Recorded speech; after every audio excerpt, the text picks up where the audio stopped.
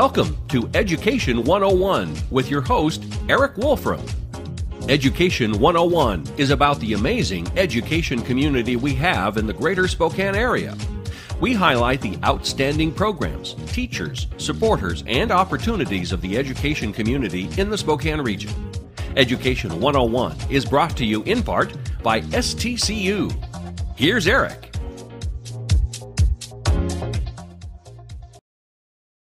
And welcome to Education 101. I'm your host, Erik Wolfram. Today we're going to be talking about ALE, or alternative learning environments or experiences. And with me to talk about that, we've got Kevin Foster. Kevin, welcome to the show. Thanks, Erik. You bet. Kevin has his own consulting firm with Foster Leadership Development. And then, Kevin, you're also working as a consultant with OSPI, or the Office of Superintendent of Public Instruction, working with schools and improvement, right? That's correct. Excellent. So you get to talk ALE today, right? And this is going to be a learning experience for me as well. You know, I've been in the education world for quite a while, but really on the traditional side of the house. And I really haven't spent a lot of time on that ALE side, although I know it's there. And one of the things that I'm definitely learning is ALE can mean a lot of different things to a lot of different people. So let's start and talk about what is ALE, and at least to you and your expertise and where that comes from. Sure. It is helpful, I think, to go back in history a little bit, a couple decades.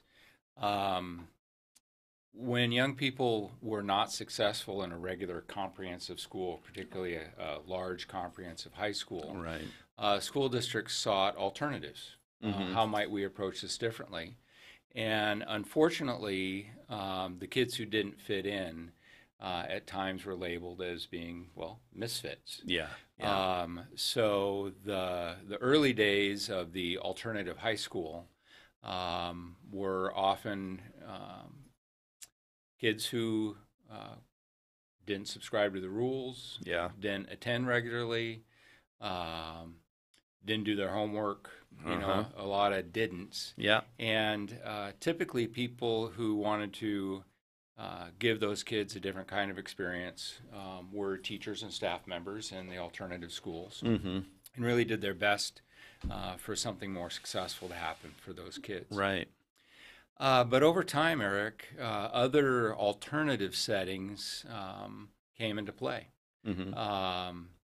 With the advent of technology, we had more online schools. True. More what is referred to as blended schools, where a student might come to a building for half of their experience, blended with the other half of their experience being at home or at another site. Experiential learning, sure. Job-based learning, where kids would go, would spend part of their time learning on the job, and the rest of their time learning in the regular school setting. And in the last 15 years or so, there's really been an advent of parent partnerships, where school districts and parents came together. It's similar. A parent partnership is similar to homeschooling, right? That's what I was going to wonder. It's with that. Is that number one, there's so many different pieces that you're talking about here. I mean, from on-the-job training to all these other pieces, but then the parent partnership, is that homeschool side, or is it a different way to say homeschool? I mean, that's the piece that automatically pops in my head. Again, this is that traditionalness of my thinking. Right. So again, going back in history, there was some contention about homeschooling. We had belief systems where we didn't think that parents could really give their kids a high-quality education outside of the school setting. Over the last decade or so, many school districts have recognized that parents are the first teachers of their children and the best people to know what their kids' needs are. So a more contemporary view is that a school district and parents can form a partnership Right. And a lot of the learning can occur in the home, but specialized courses or things that parents aren't maybe prepared, particularly more advanced science and math. Parents can bring their kids to a site that's set up for partnership and collaborate with the school district to really get just the right thing, just what the parents and the kids need. What they want and what they need. Right. And that sounds like a great deal. I mean, again, thinking of that partnership piece versus just that, and I'm going to do the finger quotes, homeschooling piece. I like that idea of the word you use there with the collaboration between the parents and the school to really make it work. Right. So that's interesting. With ALE, you sure talked about a whole lot of different examples, and I'm sure there's a lot of different examples beyond even what you were talking about there. Right. I think of some of those examples. You kind of talked in general. I think about like a skills center. I would imagine that's an ALE. Should I be? Am I saying it is ALE right? I mean, with an ALE, alternative learning environment, alternative learning experience. Should we be talking? I've also heard the term non-traditional. What's right? I right. As simple as that. So I think an important distinction is ALE as a funding construct. Okay. As opposed to basic education, which is a funding construct. Okay. So public schools, get funding through the state based on student enrollment. Okay. And enrollment can be counted really in two ways. One is kids come to school. The school offers a program of just a little bit more than 1,000 hours of instruction over the course of the year. Right. And based on the number of kids who attend that school, there's a funding stream that comes to the school district and then is distributed to operate the schools in the school district. ALE funding is not based on a number of hours of instruction. It is based on a written student learning plan.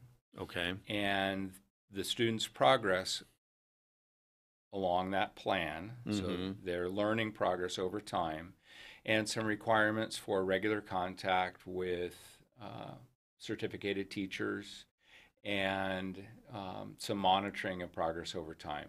Examination of work samples, etc. And that, so not based on time, not based on the amount of time you're in a building, but based on the progress you're making towards learning objectives. I see. And funding then is allocated per student based on their progress towards learning plan. Yeah. Right. And that's a relatively small number of students in our state. Less than 10% are funded through that ALE mechanism. Now, so that's about funding.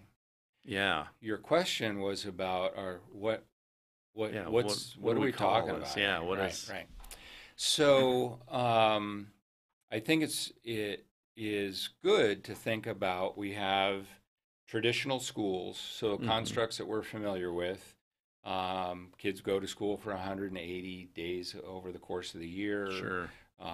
You have the schedules that we're used to. So elementary is organized by grade levels. Kid stays typically in a class with a teacher for most of the day with some enrichment or some specialized learning over the course of the day. And then middle and high schools typically organized into 6 or 7 periods over the course of the day. And subjects are taught typically based on a curriculum that you go through over the course of the year. Alternative environments are really meant to meet the needs of students who really don't thrive in that kind of environment. Gotcha. So, and there are a lot, as we've talked about already, right? A lot of different kinds of alternatives. So the instruction in an alternative setting might be thematic. It might be based on the arts, or it might be based on engineering, or it might be based on any number of themes. And the way learning is organized, I'll give an example of a popular method now, which is project-based learning. Right. So you bring a group of kids together.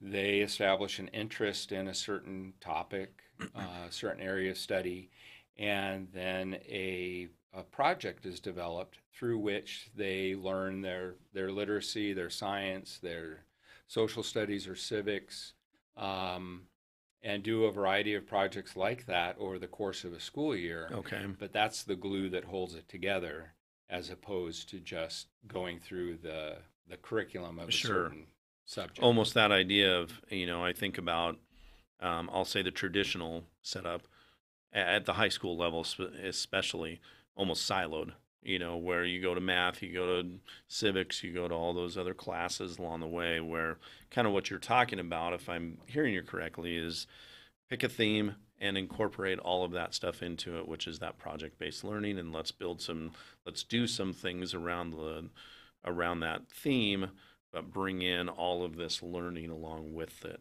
along the way. Yeah, that's just right. And most typically, student interest and student choice are big drivers, and what the projects are, or there's choice built into the big project, so students can pick areas of interest that they really want to delve into. And I think about, like, my son goes to Spokane Valley Tech or SVT. It sounds like that is really one of those style of alternative learning environments, if you will. Right. Not based on funding, probably, just thinking about what you said, but based on traditional school setting versus this non-traditional or alternative setting. Right. Excellent. That's a great example. Okay. So we've got project-based learning. We've got ALE. When we start to think about funding versus the traditional funding, if you will, out there. What about something like virtual learning? Where does that kind of fit in? I know that's become a pretty big piece out there of kind of taking a look at. I see commercials for it a lot. And where does that fit into all of this? Well, clearly, Eric, that's a alternative to a traditional comprehensive school setting. And families choose the virtual learning alternative for a variety of reasons. Sometimes kids socially are not comfortable, spending their days in a big school. Frankly, some families have safety concerns about schools. Yeah, unfortunately, that's a big topic now. Yes, it definitely is. So, and then there are other considerations. So let's say a young person, for whatever leads them, they need to travel around the country. So they want some consistency in their education. Enrolling in a virtual school, an online school, can be a good option for those families. Okay. And we have young people who excel in, say, they're going to Olympic training.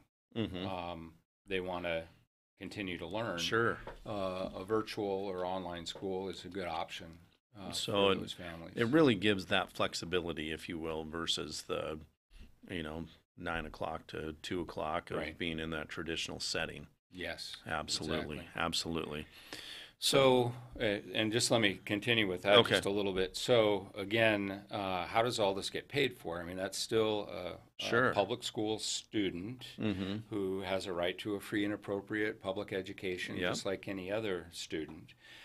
So, virtual schools follow the ALE, the Alternative Learning Experience funding requirements. Okay. So, each of those students has a personal learning plan, progress towards accomplishing the objectives of that plan, determine whether or not that student is eligible for funding. Okay, definitely. I have a lot more questions, but this is a great conversation. Definitely, I feel like I'm learning a lot about just using the term ALE. I think there's a lot to that. But I tell you what, why don't we take a quick break, and then when we come back, we'll continue this conversation about alternative learning environments. So we'll be right. Hi, this is Kurt Stockwell with Well Dressed Walrus. We are a local website design and development company here in Spokane. What we do is build beautiful, usable websites for local businesses. A website needs to be beautiful, it needs to be usable for your users, your customers, and yourself. Contact us anytime. We'd love to talk with you about your online marketing.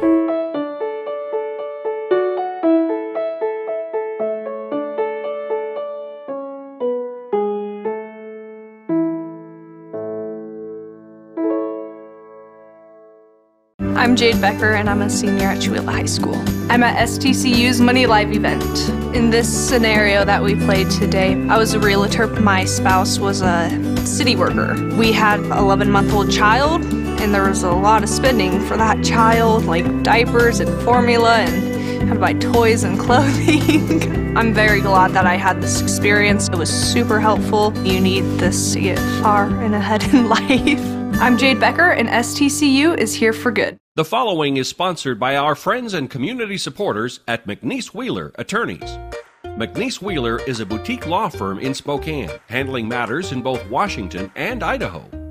Areas of law include business law, wills, trusts and estates, family law, personal injury and wrongful death, and real estate matters. For your full-service legal needs, contact McNeese Wheeler Attorneys.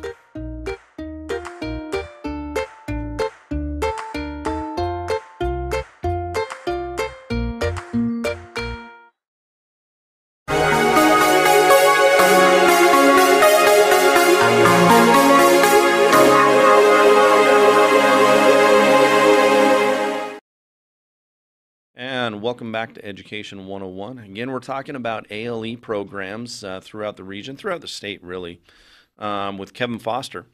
So, you know, before we went to break, we were talking a little bit about the whole idea of ALE and what it is. And like I said, it's definitely still a new piece for me, even though I've been in the education field for a while.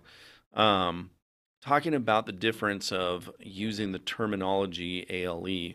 Are we talking about the behind the scenes, the funding, which there's ALE funding versus that traditional funding based upon traditional seat time, if you will, and kind of the number of hours and days that they're in the class versus a student learning plan, which is the ALE piece. Great new learning for me. So that was good to really clarify what ALE is. From the back end, from really that's that technical side, if you will. Then we started talking about what are some of the different programs. Again, let's call them non-traditional. Let's call them ALE. It's almost that user experience now that we've got the other side out of the way. So, you know, we were talking about user experience from project-based learning like Spokane Valley Tech, where my son goes, to even that online program as well, you know, and some of the reasons why students would do that. You brought up a word that I think kind of drives some of the decisions for families, and that's the choice piece. Right. You know, talking about, well, tell me a little bit, choice. How does that drive these experiences and these environments or experiences for the kids? So, Eric, what we're coming into in say, this decade is much more empowerment for families to make choices about what the best education is for their kids. 20, 30 years ago, it was a given. You were going to go to the neighborhood school. That's right. There weren't really any other choices, and what choices there were more forced choices, particularly, you know, the old connotation of the alternative high school. Kids who were misfits ended up getting placed in the alternative school. Really, and I can speak most directly about Spokane. 10 years ago, I was part of a movement on the part of the school district to really change the construct of the alternative school to one that was really a choice that could be made by students and families. So it wasn't a placement based on behavior or being a misfit. It was, well, we can offer you a more personalized experience here. If you are not thriving in the typical big comprehensive school, here's a choice for you. Right. And a couple of programs, particularly the On Track Academy in Spokane Public Schools and the Community School, which is a project-based school, just a few blocks from here, really. Right. Are two alternatives that emerged from that movement. And the interest is to empower families as consumers to really drive the market for quality education. And the more students and families who want those alternative settings, the more of them there will be. We're going to see more pop up, and we're seeing more pop up. Yes. On Track, I'm glad you brought that up. I got the chance to visit them last year, and that's a cool program too. I mean, I think about the stuff that's, again, it's the amazing thing that we get to sit down and have these conversations, because I start to think about, again, what the purpose of this is all about, and it's what are the cool things that are happening out there in these programs are part of it. And I like how you talk about it's that choice piece, as the consumers are saying, this is what is right for my kid, that's the piece that we need to see versus the, what do I want to call it? The traditional setting where, the masses are going through, and I do, I try to reflect back on my schooling, and I think about the kids that were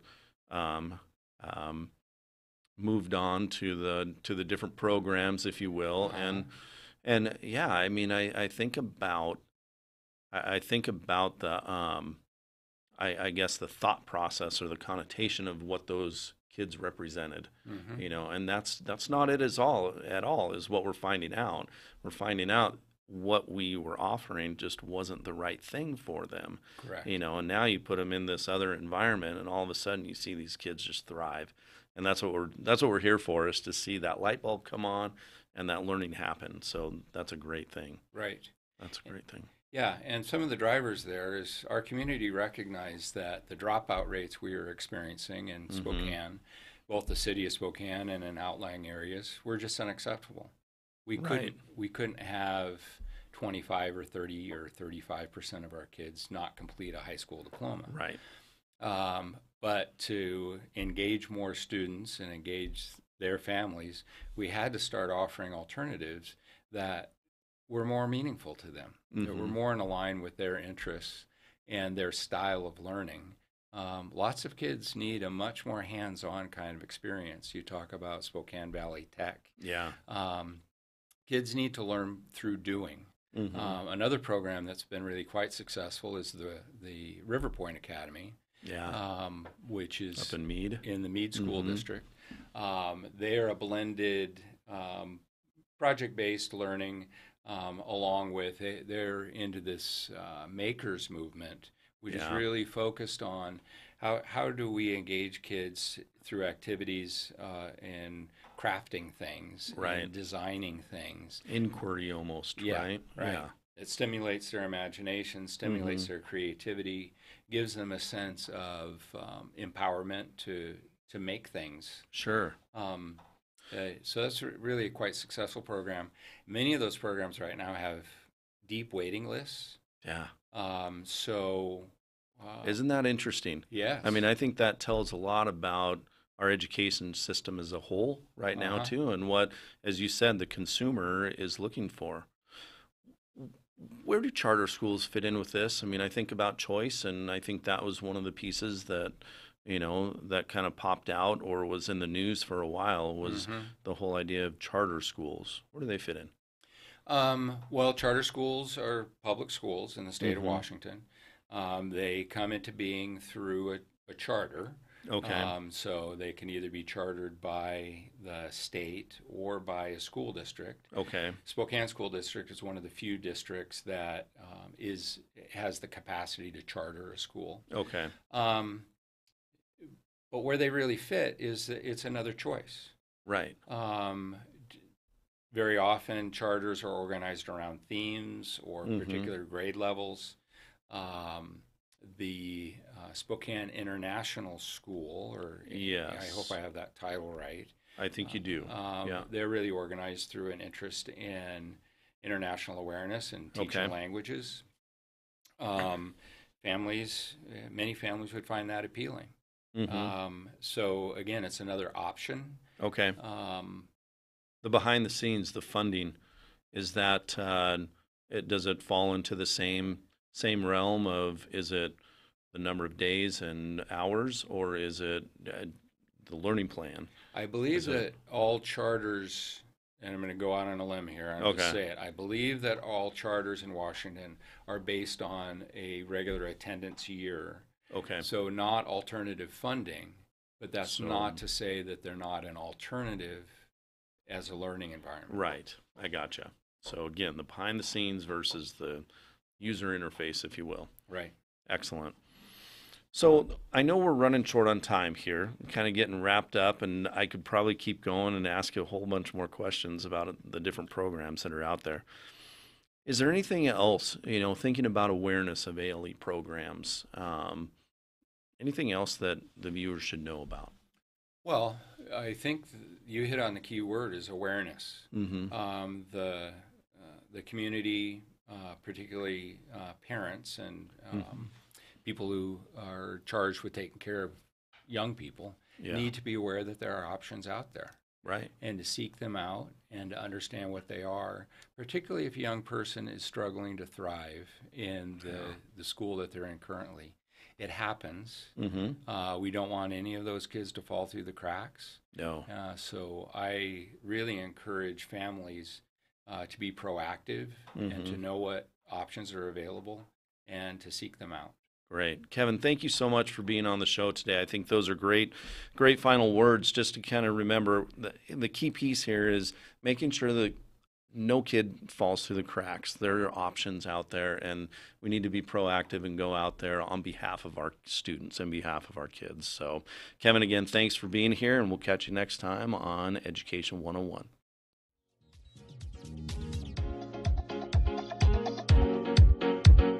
Education 101 is produced in Spokane, Washington by SpokaneTalksOnline.com, which is solely responsible for its content. Education 101 is brought to you by our friends at STCU. Ask Erik a question, recommend a guest, and hear this program again online anytime at SpokaneTalksOnline.com.